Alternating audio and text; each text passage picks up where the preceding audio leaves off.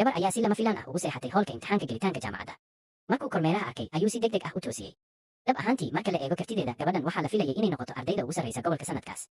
markii hore macallinku wuxuu ka walwalsanaa inay xanuunsan tahay, balse gabadhu waxay si fudud u sheegtay inay hurdo aad u badan dareemaysay.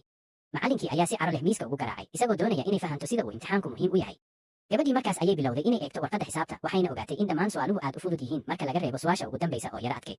iyadoo degan ayay u xallisay su'aashii ugu dambaysay, waxayna si degdeg ah u heshay jawaabta saxda ah. si yaab leh haddana waxay tirtirtay dhammaan jawaabaheedii, waxayna gudbisay warqad madhan nus saac ka hor dhammaadka imtixaanka.